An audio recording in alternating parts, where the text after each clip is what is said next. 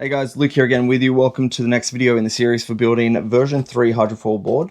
So in this video, like I said, we're going to continue building the board, and this video is start to finish on shaping. So in the last video, we built the blank, and in this video, the goal is to take it from the blank that it looks like right now to the finished shape ready for carbon fiber. So let's get started. The first thing I like to do with a DIY homemade blank is just clean up the blank. So we're just trying to take any of those highs off, any lumps and stuff from the foam, just to make sure that it's smooth enough to be able to then trace our outline template perfectly. Really make sure we've got a really neat pencil line that goes all the way around the board. It serves as the only reference point for our shaping of the outline, so got to be really neat there. And then once that's marked out, the first step is to cut the outline. So I just go around with a saw. You can use a hand saw, holding it really square and vertical, making sure you're not undercutting it for sure. Or you could use a bandsaw, or I've even seen on YouTube some people using circular saws and all sorts of things. So you just got to cut around the outline nice and neatly, and then I just clean that up with the surf form and a sanding block. Again, this is kind of very close to the finished shape, and part of this outline never gets touched again. So you sort of want to pay a lot of attention here, not try and rush to the next process, but really finish that outline and make sure it's perfect. And so with the outline done, the next step is to move to the rocker. So by resting a straight edge on top of the blank, which is upside down, you can actually measure down. If the straight edge is well balanced in the center of the blank, you can measure down at the nose and start to plot the points that you need, measure down to those points, and start to machine this nose rocker. So this surface underneath the foil track area is completely dead flat. Really, from the 500 millimeters back, I am keeping it completely flat all the way out to the tail.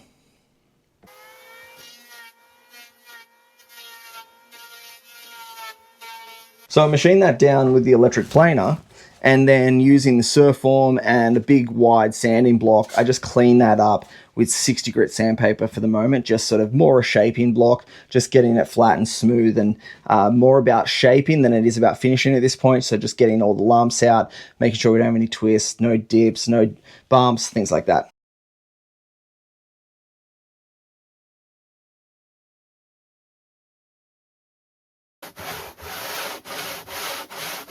Once that's done, we do thickness.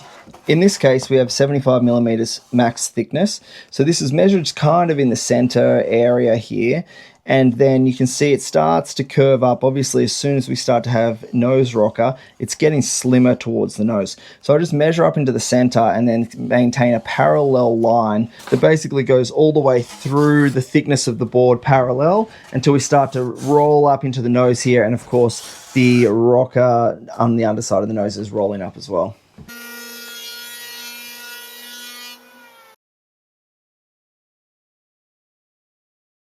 So I'm just going to be doing the displacement hull.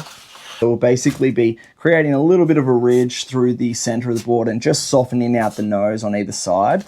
Again, leaving this very flat through the foil area.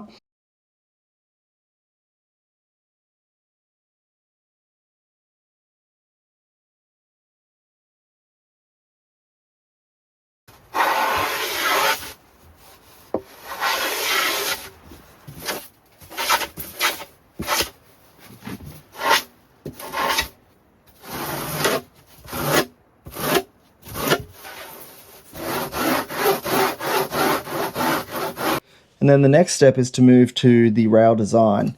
You can see I'm just tucking the rails under very slightly and then softening it around the bottom towards the front of the board so we don't grab water for touchdowns. But then towards the tail of the board, we're still going to tuck that rail in slightly on that angle, but then leave the hard edge right down at the bottom of the board.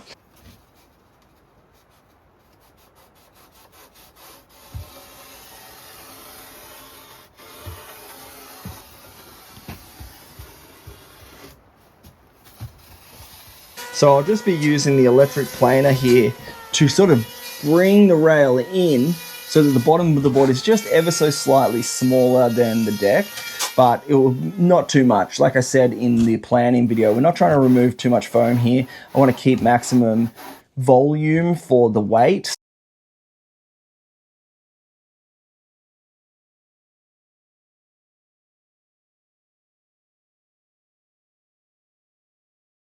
So on the deck, It doesn't show it up too well here actually, but this deck is actually a convex, so slightly dome shaped there.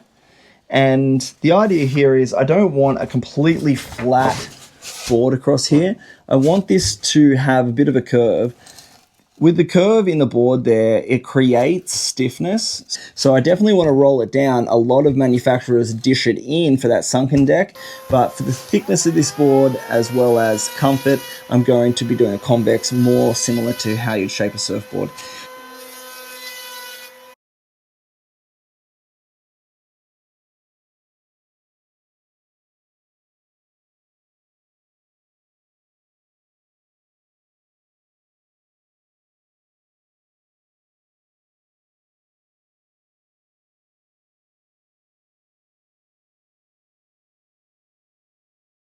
And then just do an even softened edge all the way around the rail. So basically just softening that top edge that goes all the way around.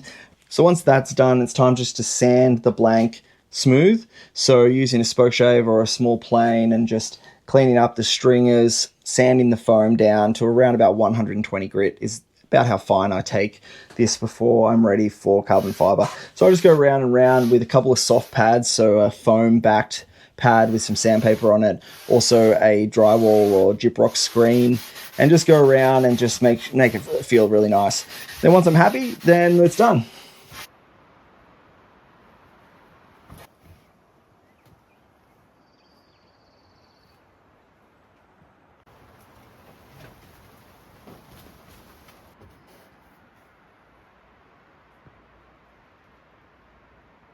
So with the shaping done, I moved on to doing the mounting plate for my foil tracks. I decided to use my new benchtop CNC machine to route out the 2 tracks. If you've watched my other videos, you'll know you can do this with a flush trim router, so you can go back and check out those other DIY builds for how I do it with a flush trim, but I thought it would be fun to use the CNC router. It actually took longer, probably took about 2 hours to cut this, but of course it does it by itself, so once it was programmed in, it was sort of just cutting away. I did have to come back and check it a few times because it's a new machine for me, but it made a really nice, accurate cut, and it fits perfectly for the 2 tracks, so that's just a really nice, clean, snug fit there.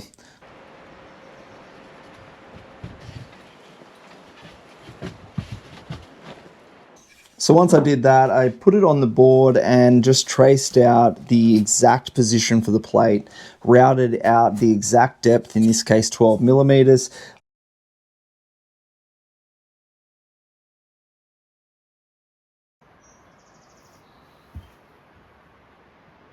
And then put the plate in position, and then I flush trim routed down into the foam to finish the complete depth. The reason that I don't use a full depth plate is just mainly to save weight, and you still get a really strong bond, plus you sort of get the resin seeping into the foam underneath, which creates a lot of strength on the foil track there, not allowing it to come up.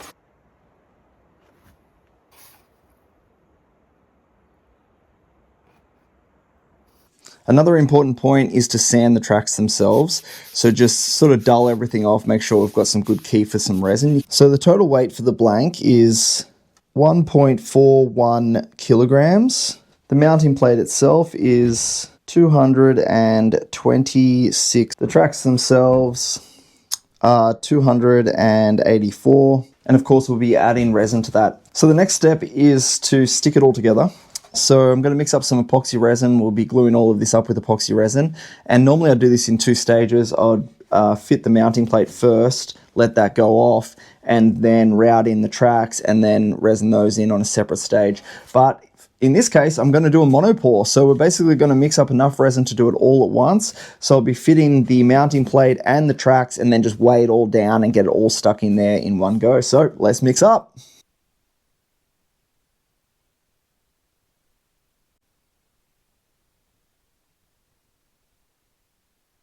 I want to minimize the weight here, so I'm going to paint it on all of the surfaces, but on both sides of every surface, so that we don't have too much pooling resin, but we know that everything is saturated, so it's all going to stick together really well.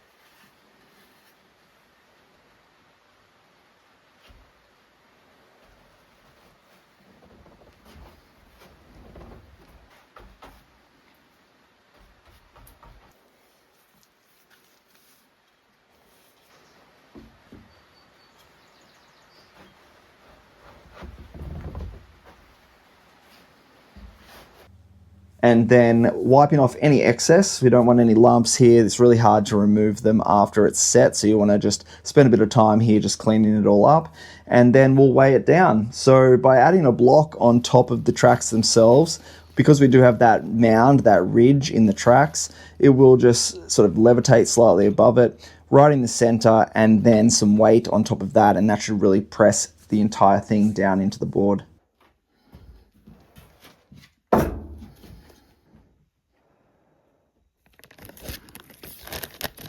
And another thing is, because I went through into my hollow core, I did just create a very small patch that I'm going to glue in at the same time using the resin.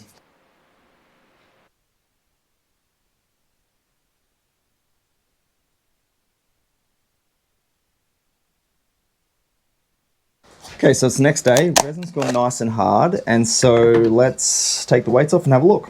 Okay, that all looks pretty good. I mean, that's fitted in there nice and solid. One thing I thought I'd also show you is how heavy the weights are that I'm putting on, so just to give you a bit of a guide. So it's coming in at 39 kilograms. So almost 40 kilograms to hold that down. And what I found was, when I put the weight just on the top of the foil tracks, it almost kind of curved up the corners of the cedar. So I ended up putting a couple of blocks to distribute that load between the cedar plate and the foil tracks to accommodate for that monopore by doing it all at the same time, and just sort of pushing all of that load out into the corners as well. You could of course clamp all of this down. I just find it a bit awkward to clamp everything, and about the 40 kilograms worth of weight does hold it all down nice and tight. So now we're ready to laminate. So that's going to be in the next video. This resin is still in the range for a chemical bond, meaning that I won't need to sand this and prepare it as long as I get the next lamination on straight away. So I'm going to move to that right now. So that's going to be in the next video, and that's it for this video. So hopefully that was helpful on shaping the blank and also fitting the foil tracks and foil mounting a plate. Hopefully there's some tips in there. If you're building your own board, you can always grab the plans from our website if you haven't done so already. And yeah, like I said, hopefully there's a couple of good tips in there for your own DIY builds. Always let us know if you're building your own boards. Put the comments in the questions in the comment section of this video, and always there to help you guys building as well. That's my purpose of making these videos, is to really share what I'm doing. As you will have noticed, the evolution of my own gear and sort of trying to improve all of the time, and then just share those tips with the YouTube universe. So hopefully they're helpful tips. Thanks so much for watching. Luke here again with you, and like I said, next video we're going to start the lamination process, so I hope to see you there.